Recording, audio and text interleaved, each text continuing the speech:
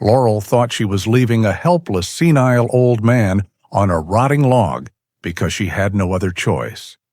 But when guilt drove her back 20 minutes later, the frail invalid was gone. In his place stood a commander, staring down a massive, savage beast with nothing but his voice. She did not just find her father, she found a secret he had buried for 40 years. How did a man who could not remember his own name suddenly tame the most dangerous creature in the forest, and what dark secret was hiding in his old rucksack?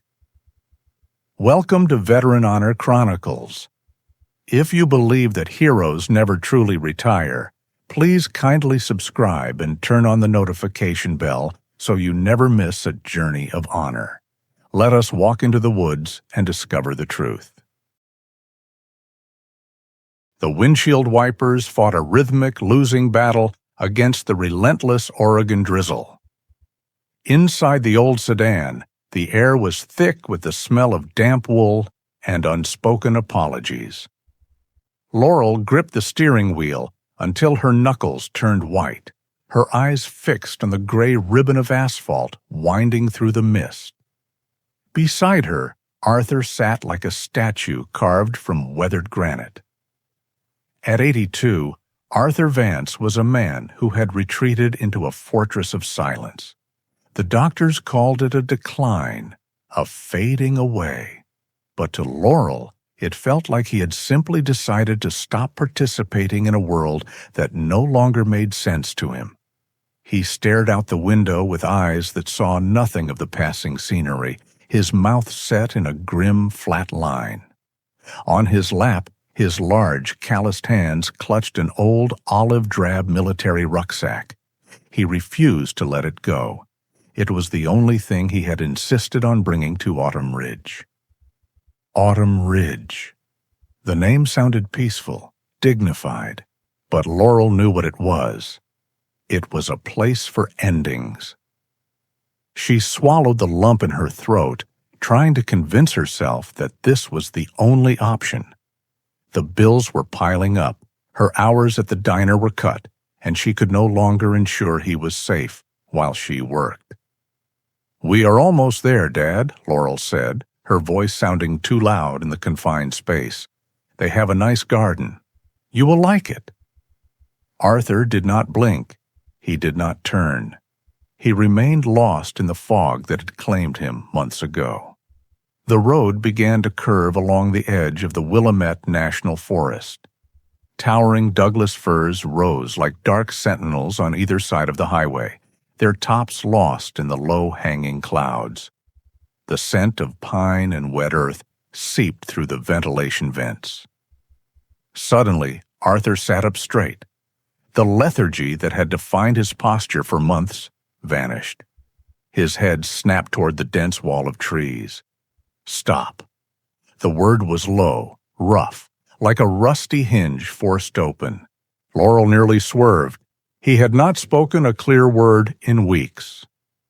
"Dad, we cannot stop here. It is dangerous. Stop the car." It was not a request. It was a command.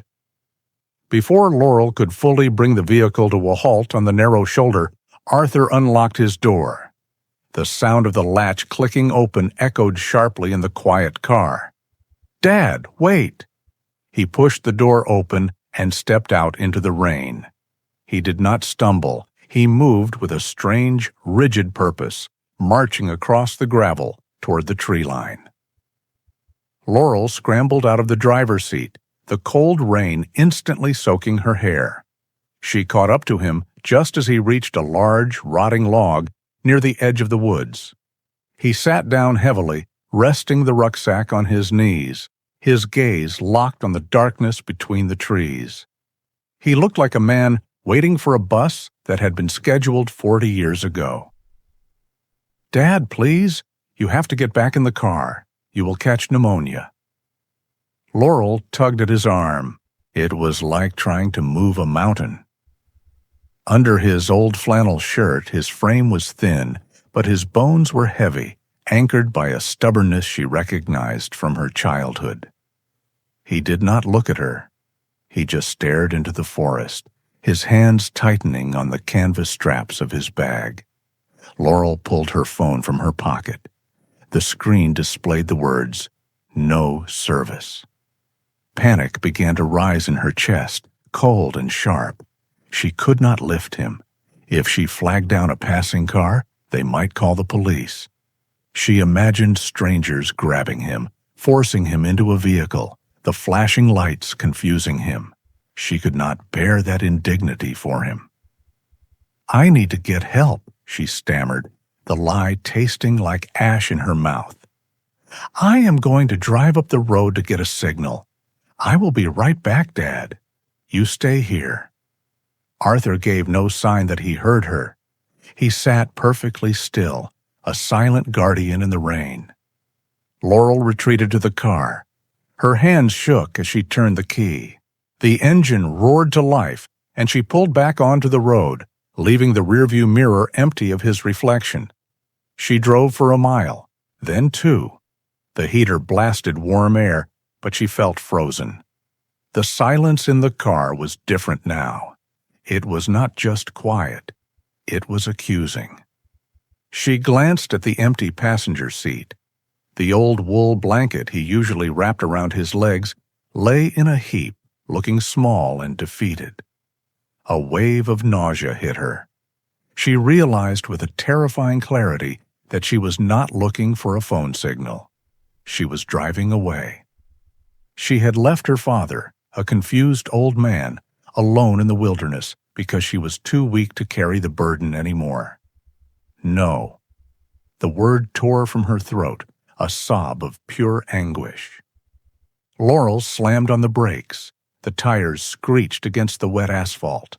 She spun the steering wheel hard, turning the car around in the middle of the highway, driving back toward the trees, back toward the man who had once carried her and who now needed her to be strong enough to carry him. The drive back felt like an eternity compressed into 20 minutes. The rain had softened into a fine, hanging mist, and the late afternoon light was shifting. The golden hour had arrived, but in the Oregon woods it was a muted, heavy gold, fighting to pierce through the encroaching gray fog.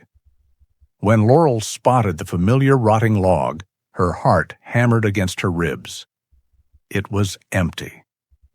"Dad!" She slammed the car door and ran toward the spot where she had left him. The silence of the forest was immense, swallowing her shout instantly. The ruts of his boots in the mud were still fresh, leading away from the road and deeper into the tree line. "Dad, where are you?" She pushed through a thicket of ferns, the damp fronds soaking her jeans. The air grew colder here, smelling of pine needles and damp earth. She was about to call out again when a sound froze the breath in her throat. It was a low, guttural growl. It vibrated through the air, heavy with menace. Laurel ducked instinctively behind the trunk of a massive Douglas fir.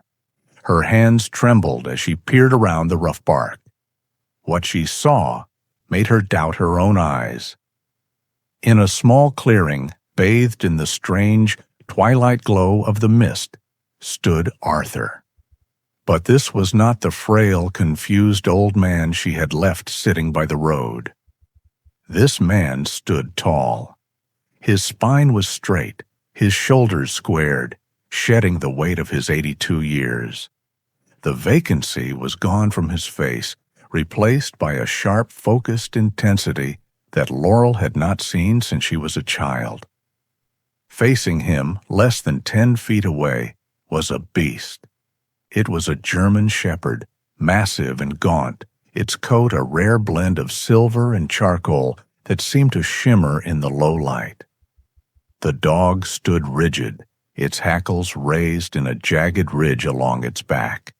Its lips were pulled back to reveal yellowed teeth, and a deep, rumbling snarl emanated from its chest. A broken chain dangled from its neck, clinking softly as the animal shifted its weight, ready to lunge. Laurel wanted to scream, to run to him, but something in Arthur's posture stopped her. He was not afraid. He was in his element. He did not shout or wave his arms. Instead, he turned his body slightly to the side, avoiding direct eye contact with the animal, a gesture of non-aggression that seemed instinctual. He lowered his gaze, blinking slowly. "Stand down, soldier," Arthur said. His voice was unrecognizable. It was not the rusty whisper of the nursing home. It was deep, resonant, and calm. It was the voice of a man who commanded respect, not through fear, but through absolute certainty. The dog lunged forward a step, snapping its jaws with a terrifying crack. Laurel flinched, biting her knuckle to keep silent. Arthur did not flinch. He held his ground, his hands open and low at his sides. "I see you," Arthur continued, his tone dropping to a soothing rumble. "I see the chain. I know what they did." The dog hesitated. The ferocious barking stopped, replaced by a confused whine. The animal's ears flicked back, listening. "You are scared," Arthur said softly, taking a slow, deliberate step forward. "You are scared of being left behind in the dark." The dog lowered its head, its tail tucking slightly between its legs. The aggression was melting away, revealing the terrified creature beneath the armor of rage. Arthur knelt on one knee in the wet moss, bringing himself to the dog's eye level. He extended a hand, palm up, steady as stone. "I know the feeling, buddy. So am I." The vulnerability in those 3 words hung in the misty air. Slowly, agonizingly slowly, the silver shepherd crept forward. It stretched its neck, sniffing the air around Arthur's hand. Then, with a soft exhale that sounded like a sigh, the dog closed the distance. It pressed its large, scarred head into Arthur's open palm. Arthur closed his eyes and buried his fingers in the thick fur behind the dog's ears. The man who had forgotten how to speak to his own daughter had found the words to save a wild thing. And in saving the dog, he seemed to have found himself again. Watching from the shadows, tears streamed down Laurel's face, hot and fast. She realized then that she had not just found her father. She had met him for the first time in years. The cast-iron stove in the corner of the ranger station radiated a dry, comforting heat, driving back the chill of the Oregon night. Outside, the wind rattled the window panes, but inside, the air smelled of cedar wood smoke and strong black coffee. Arthur sat in a worn leather armchair near the hearth. Shadow, the massive silver shepherd, lay at his feet, his chin resting on his paws, watching Arthur with unwavering devotion. The aggression had vanished, replaced by the calm alertness of a soldier on watch. Laurel sat across from her father, holding a mug of coffee with both hands to stop them from shaking. She looked at him, really looked at him, trying to reconcile the empty shell of a man from the car ride with the clear-eyed figure before her. "I do not understand, Dad," she whispered. "The doctor said you were declining. They said the confusion would only get worse." Arthur took a slow sip of coffee. He set the mug down on the side table, his movements precise and steady. "It was not confusion, Laurel. It was a fog, a heavy gray blanket that covered everything. I had no orders. I had no post to guard. When a soldier has no mission, the mind shuts down. It retreats." He reached down and rested his hand on Shadow's head. The dog leaned into the touch. "But when I saw him out there, scared and fighting a war all by himself, the fog just lifted. I knew what I had to do." Jack, the old ranger standing by the kitchenette, nodded silently. He understood. He had seen it before in men who came back from war with ghosts in their eyes. Arthur reached for the olive-drab rucksack that sat on the floor beside him. For months, Laurel had thought he clung to it out of senile attachment, filling it with random trinkets. She watched as he unbuckled the straps with practiced dexterity. He pulled out a thick envelope, meticulously wrapped in layers of clear plastic to waterproof it. Beneath that, he retrieved a single sheet of lined paper, folded into a tight square. He handed the paper to Laurel first.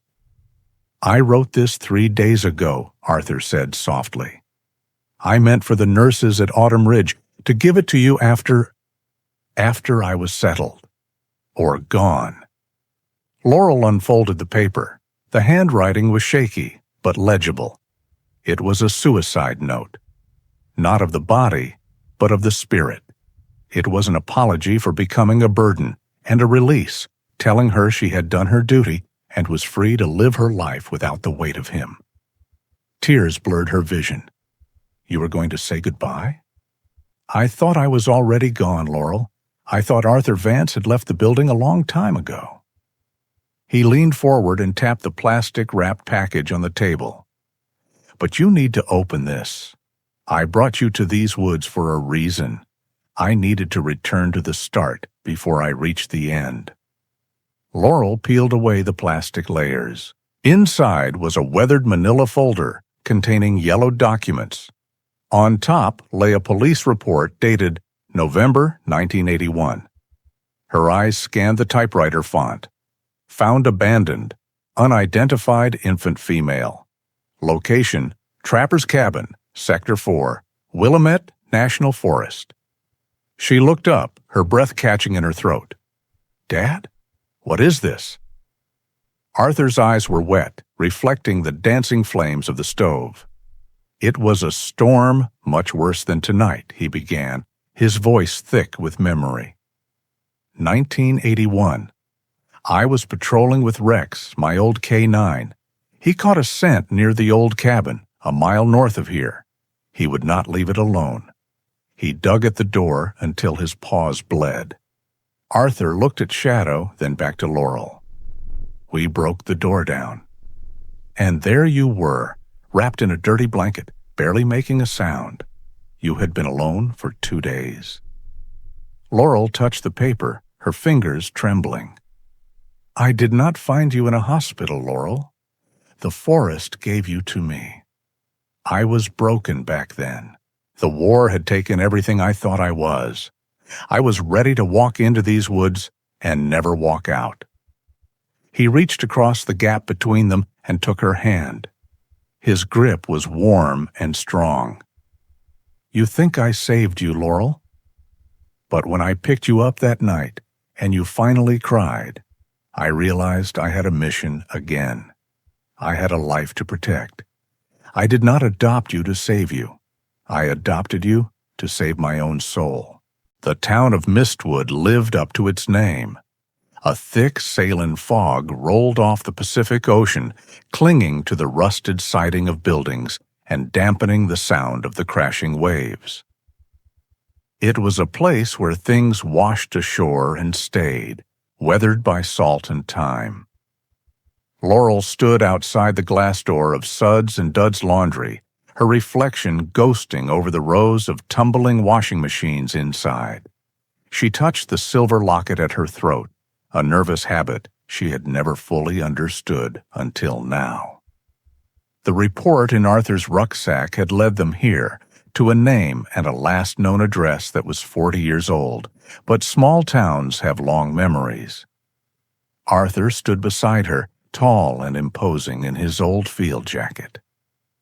Shadow sat at his heel, calm and watchful. The dog's presence drew stares from passers-by, but Arthur paid them no mind. He placed a steady hand on Laurel's shoulder. "You do not have to do this alone," he said quietly. Laurel took a deep breath, the cold sea air filling her lungs, and pushed the door open.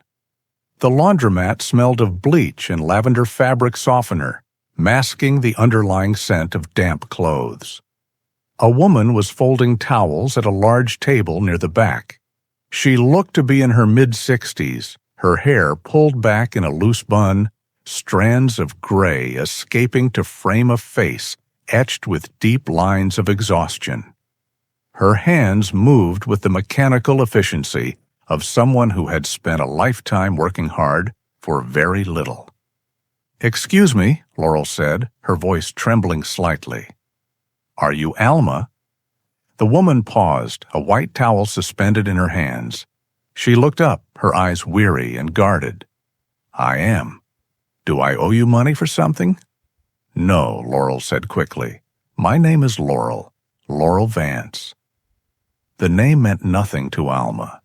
She frowned, her gaze drifting from Laurel to Arthur, and then down to the silver locket resting against Laurel's sweater.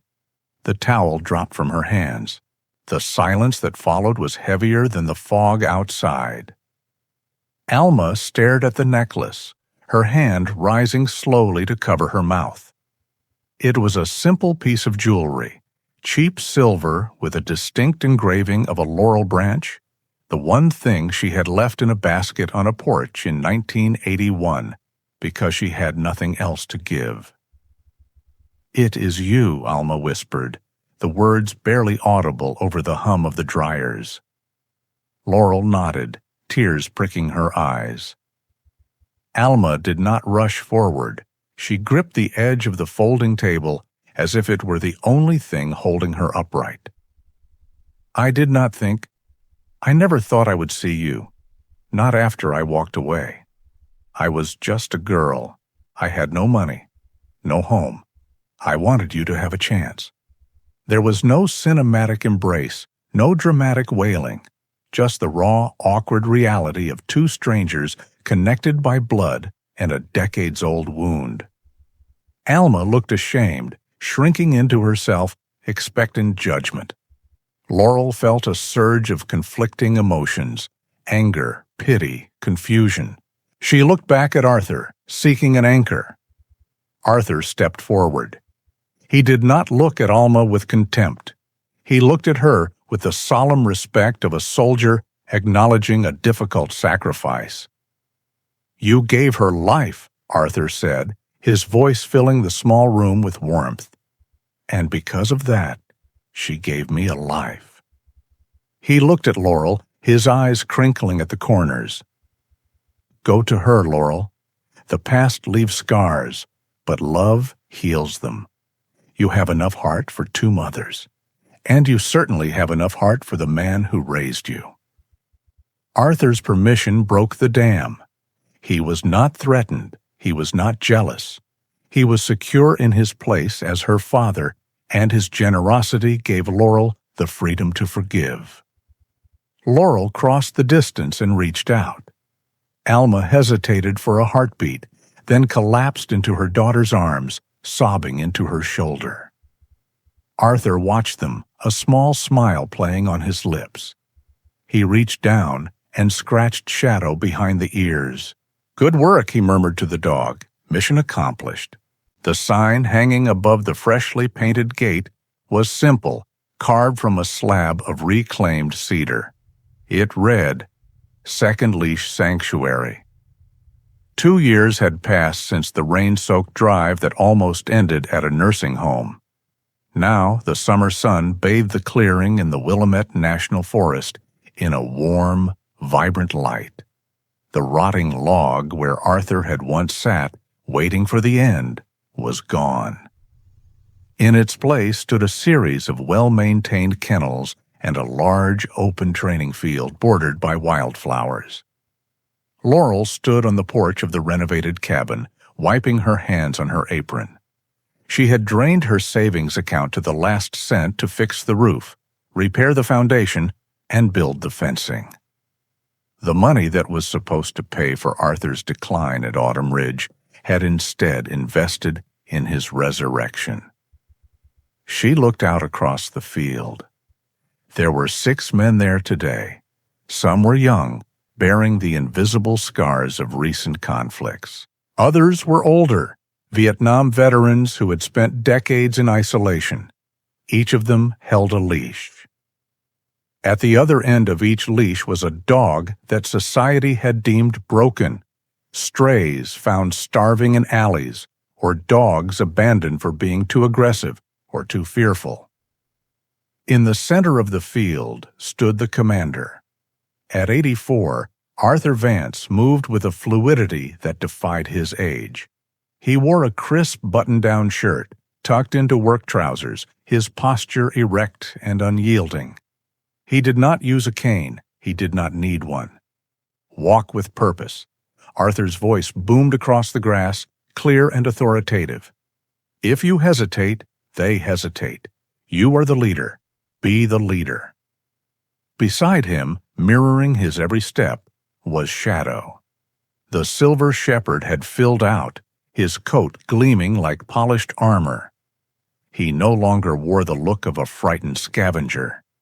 He held his head high, his ears swiveling to catch Arthur's every breath. He was not just a pet. He was the demonstration model, the proof that a second chance could change everything. Arthur stopped beside a young man in a wheelchair who was struggling with a skittish black Labrador. The dog was pulling, anxious and unfocused. "Easy, Corporal," Arthur said, placing a hand gently on the young man's shoulder. "The dog feels your heartbeat through the leash. If you are anxious, he thinks there is a threat. Take a breath." The young veteran closed his eyes and inhaled deeply. Arthur waited. Shadow sat patiently by the wheelchair, offering a silent, calming presence. As the man's breathing slowed, the Labrador stopped pulling and sat down, looking up at his handler. "See that?" Arthur smiled, a genuine expression that crinkled the corners of his eyes. "You're not just controlling the dog, you're controlling yourself. That is the mission." Laurel felt a lump form in her throat. She watched her father move down the line, offering praise and correction. He was no longer a burden to be managed. He was a man with a purpose, leading a unit of lost souls back to safety. As the sun began to dip below the towering line of Douglas firs, painting the sky in brilliant hues of orange and violet, a bell rang near the main house. It was time to end the day. Arthur whistled sharply. "Attention!" The group of veterans and dogs fell silent. In the center of the yard stood a tall flagpole where the stars and stripes fluttered in the evening breeze. This was the daily ritual, the moment that grounded them all. Arthur marched to the base of the pole. Shadow followed, sitting precisely at his left heel. "Hand, salute," Arthur commanded. The veterans who could stand snapped to attention. Those in wheelchairs straightened their backs. Together they raised their hands to their brows. Arthur stood the tallest of them all. He stared up at the flag, his face illuminated by the dying light. He was old, yes. His hands were weathered, and his time was short. But in this moment, surrounded by the family he had built from broken pieces, Arthur Vance was whole. Beside him, Shadow lifted his chin, as if he too understood the gravity of the moment. The man and the dog stood like statues of honor against the setting sun, guardians of the forest and guardians of each other.